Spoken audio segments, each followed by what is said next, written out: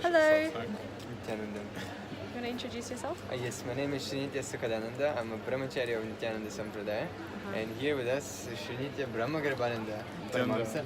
Paramahamsa. Realized from yesterday. Realized from yesterday. Yeah, if you don't know what this is about, you need to check our last video. Last video on Facebook, it was Facebook Live. It was unbelievable sharing about. You just should watch it. I will leave the link somewhere. Yeah. Was it Facebook Live?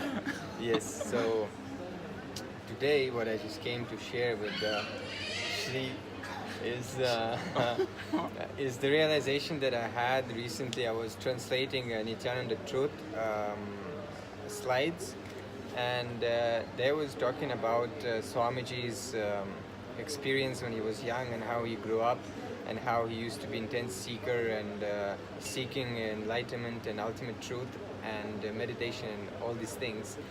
I unclutched from one strong cognition or thought pattern which I was holding in my head for quite a long time. Actually, it came to me when I was in 9th grade. I think it was like exam preparation for the subject called sociology. Okay. And I got really connected to that subject actually.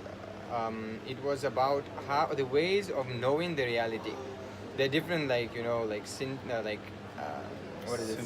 Synthesis, then like analysis, then a few more things like deduction, induction, like what Sherlock Holmes and all those guys were doing.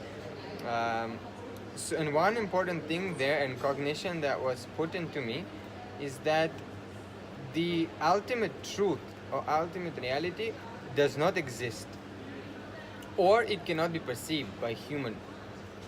It's kind of philosophy, like a Bullshit. stream of philosophy. Stream of nonsense, yes. So, but because I always was seeker, I got really connected to that segment of that subject, and it even gave reasons why it is not possible. There was about 5-6 reasons. I learned them. I was so You happy. remember some? But I don't remember. Something is only human limitations. You was happy about your impossibility as a human. Yes, I was so happy. No, I was happy that that guy. He really taught me. Like I could understand whatever he was teaching. It was easy for me to understand, and then I could feel that yes, I'm gonna pass the exam. It helped me pass my exam, but then at the end of the day, I didn't use my education. That's different. Yeah. But it's not about all education. I'm not gonna go into that. It's just that was sitting in my head for so long, and even when Swamiji gives some experience, I would surely experience that. But still, that limitation in my head that it is not actually possible. Also, it expands not possible for me, and might be possible for others. All this nonsense was there. And even though I had this experience, talking about it or thinking about it, it was moving me to length dimension or imagination, which is actually one and the same. Yeah. So instead of being in depth or space level of this understanding which Swamiji gives us an experience of this oneness, I would constantly jump into this superficial kind of thing where, because it is not possible, like how can I talk about something which is not possible? And I'm talking as if it is my experience. So I never felt like solidly, confident in talking about this ultimate truths. So this is what I wanted to share. Yeah, and how it breaks. It just breaks, my friend. It was just, you just wasn't. Actually, I was doing some Sangha, some Swamiji's work. So when you do some Swamiji's work, tremendous things happen to you. All this realization, like literally I'm going through Swamiji's childhood and I'm seeing visions of my childhood, like he's explaining his relationship with his grandfather, and I'm seeing my relationship with my grandfather. Like there's a difference. My relationship was incomplete. So I remember those incompletions and completed them. Ah, nice. So like that, working on this project, many things were happening, and one of them was just unclutched from this. It's a very sudden. It's very, very sudden. You can't. It is not happening by your will. By you not resisting, these things can happen. So. One more thing actually happened also. You shaved.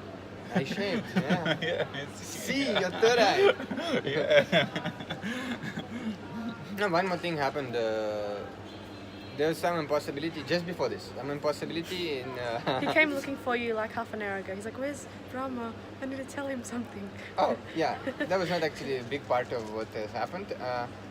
Anyhow, so there was some impossibility and some pattern which, the moment it comes, like I could somewhere deeply understand that I'm beyond this pattern because so many experiences. But the moment it comes, I just like submit to this pattern and go inside this pattern and never come out. But at that moment, I just decide to I don't know. I was just keeping up with the intensity with which I was working, and I went to ask Sarabeshwar or something about some mathematical Indian, crores and these lakhs, this numbers thing. Yeah. And then I decided, I just want to go. And I decided, let me go continue with my work. It was very split second. I was walking fast. Then pattern came. Then I decided to walk intense. And then I realized, oh, dang, I exist beyond this pattern. Like, there is a boundary of the pattern. So I realized that I exist outside the pattern. And you see, the difficulty was that I know I might be beyond everything, right? This Sadashiva and everything. But It's come like experience. I was afraid to be outside this pattern because what if this fear of unknown. But somehow that fear didn't happen, and just this pattern is I also exist outside this pattern. Not that I don't exist, this shunya and all concepts. I do exist outside this pattern, and that it unclutched somewhere here, somewhere this area. It was very, very nice. So and then this other thing clicked. So that's what I wanted to share. Yeah, Aw. thanks for sharing. Thank you. Thank you. You always enrich me. Aw.